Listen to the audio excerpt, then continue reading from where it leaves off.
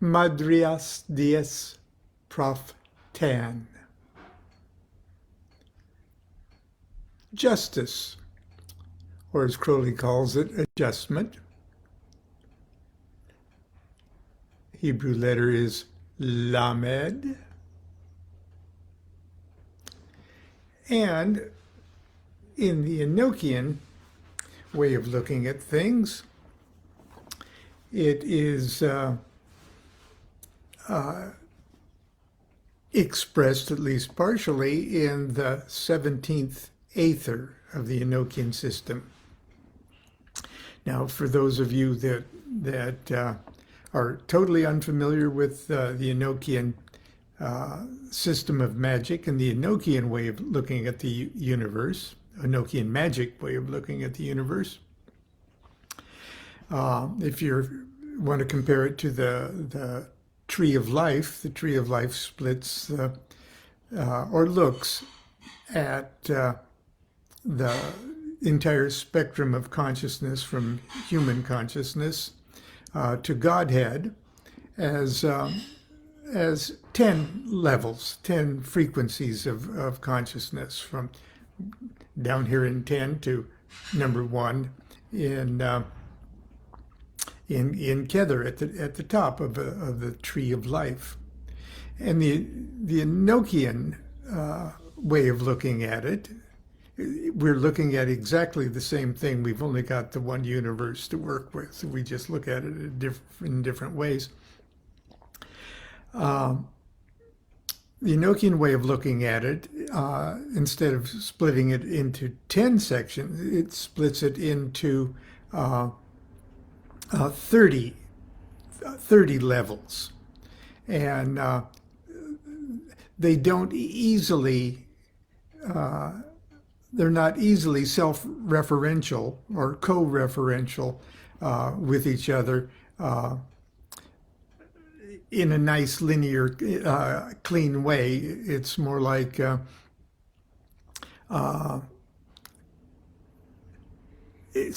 braided way of looking at things rather than a solid stream way of looking at things. But anyway, Constance is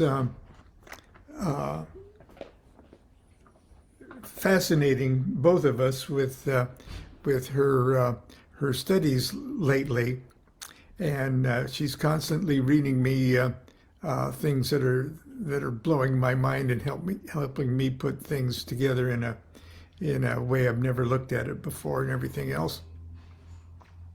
And part of hers brought her attention to the 17th Aethyr of the Enochian system of scrying. Instead of once again to compare, instead of a climb up a tree of life, raising your consciousness from 10 to 9 to 8 to 7, and triggering visions that you would receive, informational initiatory visions at each level of the tree of life. There's these 30 levels, and the level 17, when you trigger the vision with a call in the angelic language, you get a vision of what you can see, what you're capable of seeing, what you're needing to learn at that particular level in your own private vision. Now, Crowley did all 30 Aethers.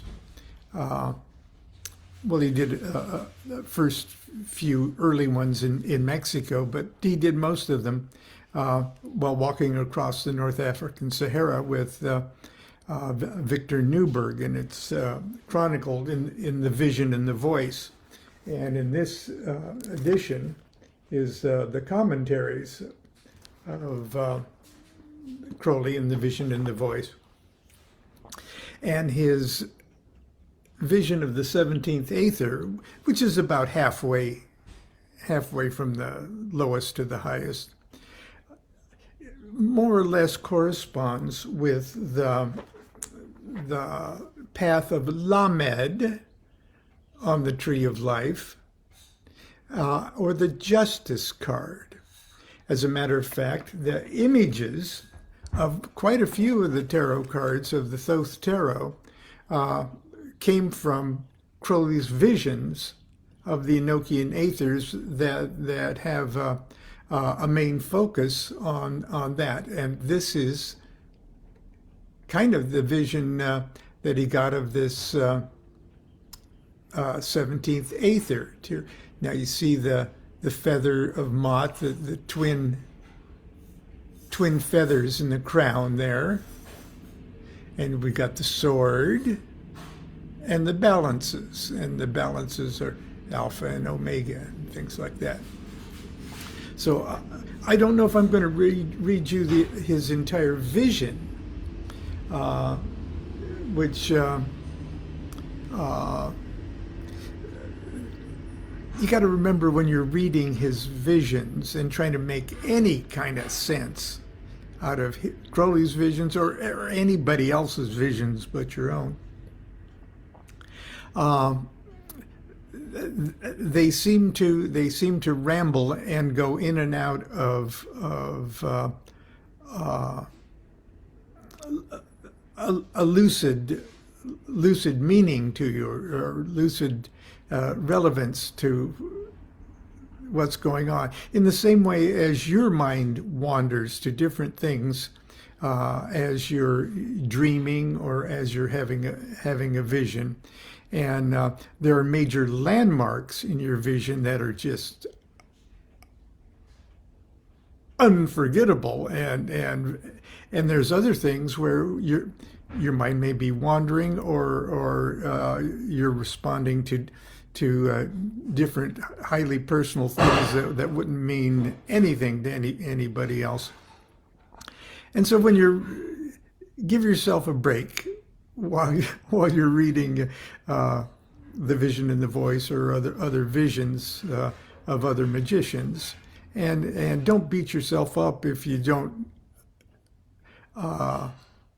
squeeze every drop of blood from the turnip of somebody else's vision.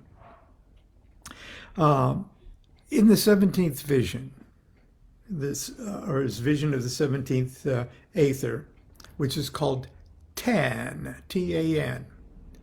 Now, in the Enochian angelic language, BALTAN, B-A-L-T-A-N, is the word justice. Okay. And so the 17th Aethyr is called Tan, which is, ball means sword and tan means balances. Okay. Here's what he says, a synopsis of the 17th Aethyr. The path of Lamed. Okay, the path of Lamed. The combination of Gimel, Lamed, and Samak.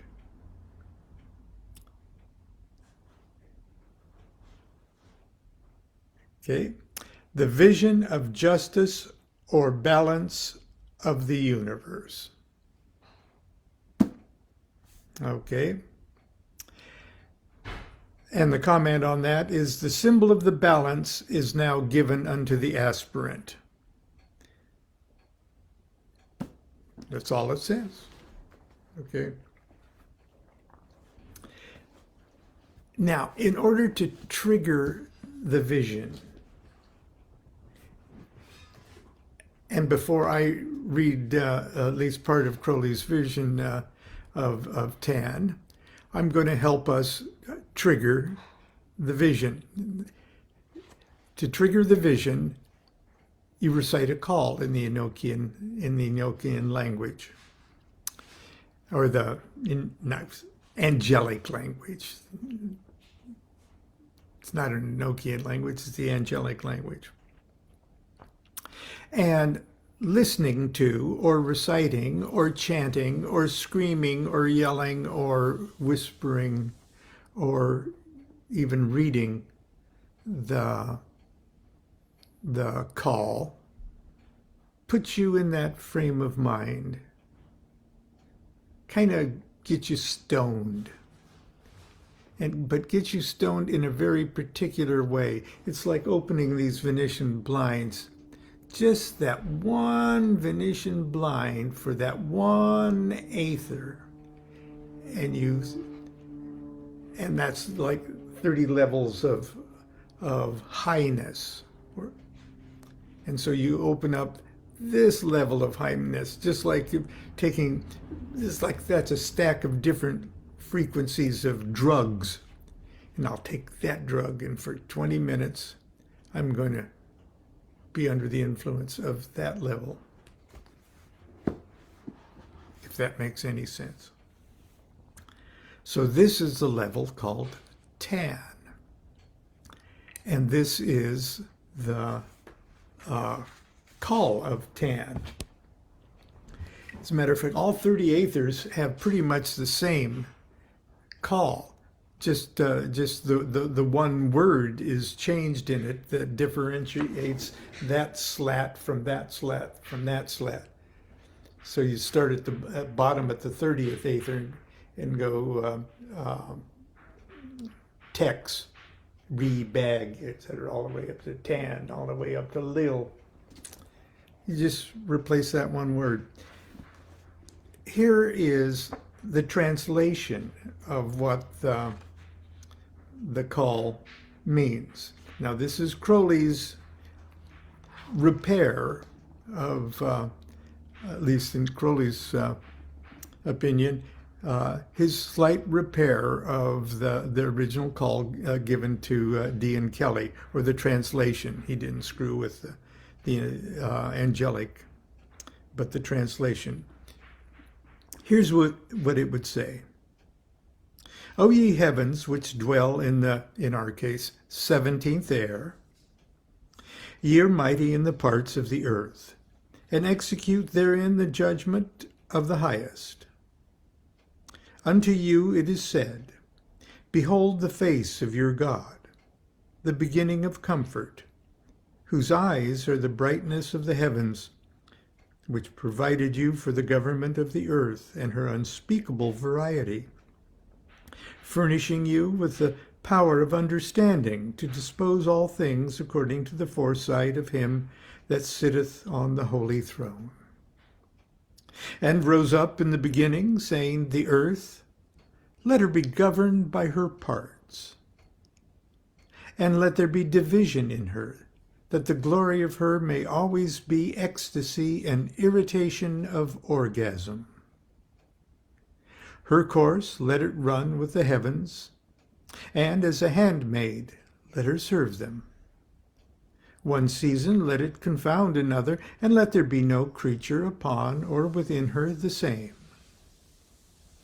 All her members, let them differ in their qualities, and let there be no one creature equal with another.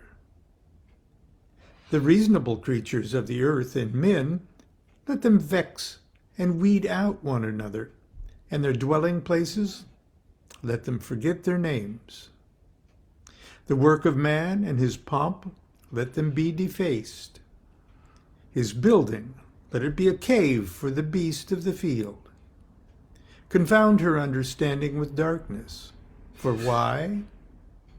It repenteth me concerning the virgin and the man. While let her be known, and another, while a stranger. Because she is the bed of an harlot, and the dwelling place of him that is fallen. O ye heavens, arise, the lower heavens beneath you, let them serve you. Govern those that govern, cast down such as fall, bring forth with those that increase, and destroy the rotten. No place let it remain in one number. Add and diminish until the stars be numbered. Arise, move and appear before the covenant of his mouth, which he has sworn unto us in his justice.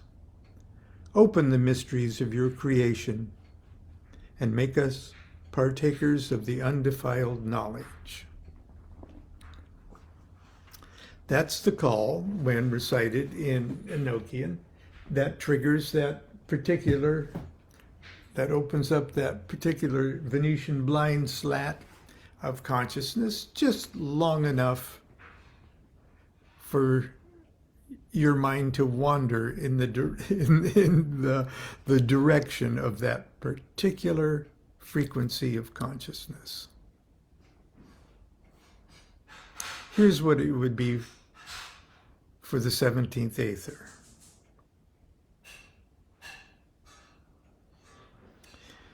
Madrias dies proftan, kis mikaols sener kaos go ad fifis balzithras yada.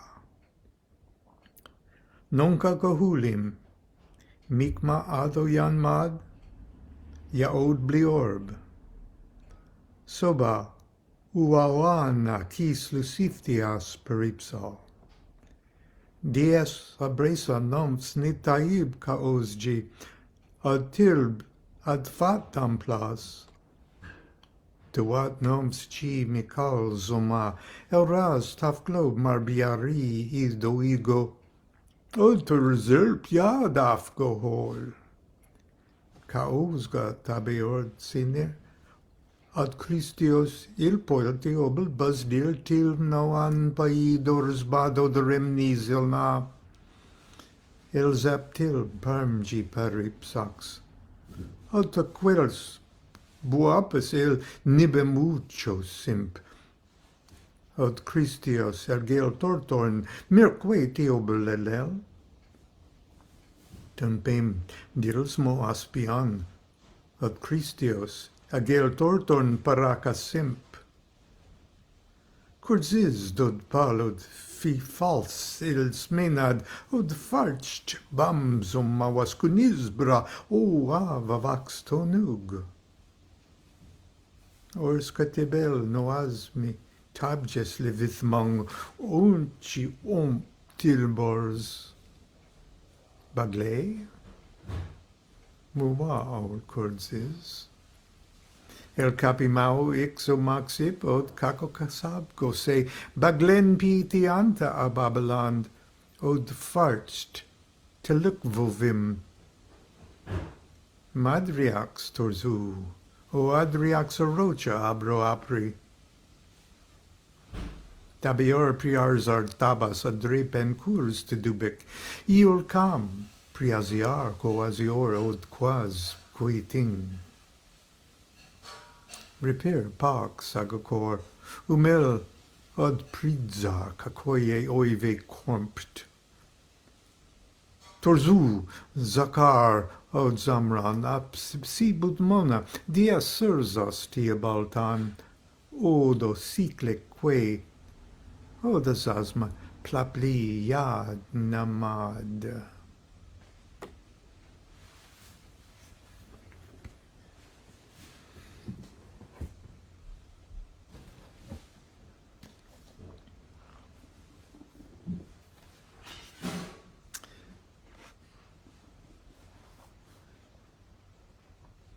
The cry of the 17th Aethyr, which is called Tan, T-A-N. Into the stone there cometh the head of a dragon, and then the angel Madimi. She's not the mere elemental that one would suppose from the account of Casaubon. I inquire why her form is different. She says, since all things are God, in all things thou seest just so much of God as thy capacity affordeth thee.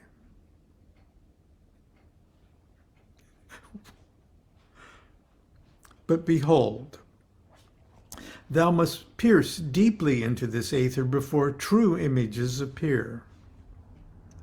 For tan is that which transformeth judgment into justice.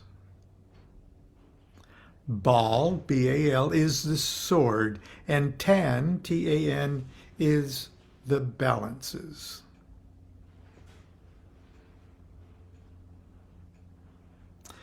A pair of balances appears in the stone, and on the bar of the balance is written, "Motion about a point is iniquity." And behind the balances is a plume, luminous, azure. And somehow connected with the plume, but I can't divine how, are these words, "Breath is iniquity." That is, any wind must stir the feather of truth.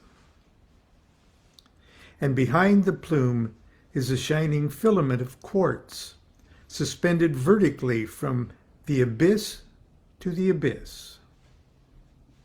And in the midst is a winged disk of some extremely delicate translucent substance, of which is written in the dagger alphabet, "Torsion is iniquity." This means that the Rashith al-Gilgalam is the first appearance of evil. We'll explain things later. And now the angel appears like as he were a carven in black diamonds, and he cries, "Woe unto the second, whom all nations of men call the first. Woe unto the first, whom all grades of adepts call the first. Woe unto me, for I, even as they, have worshipped him. But she in whose paps are the galaxies, and he that shall never be known, in them is no motion. For the infinite without filleth all, and moveth not. And the infinite within goeth indeed, but it is no odds, else were the space marks confounded. And now the angel is but a shining speck of blackness in the midst of a tremendous sphere of liquid and vibrating light, at first gold and becoming green and lastly pure blue. And I see the green of Libra is made up of yellow, of the yellow of air and the blue of water, swords and cups, judgment and mercy. In this word, tan means mercy. And the feather of Mat is blue, because the truth of justice is mercy. And a voice cometh, as it were the music of the ripples of the surface of the sphere. Truth is delight. This means that the truth of the universe is delight. And that's where we're going to stop today.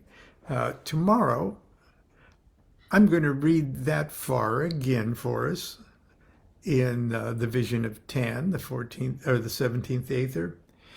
And then I'm also going to read Crowley's commentary footnotes to each of those little sections. And I think you'll find that interesting. I hope so. Anyway, that's it for today. Continue to be good to yourself, be good to each other. I'll see you, hopefully, tomorrow. Do what thou wilt shall be the whole of the law. Love is the law, love under will.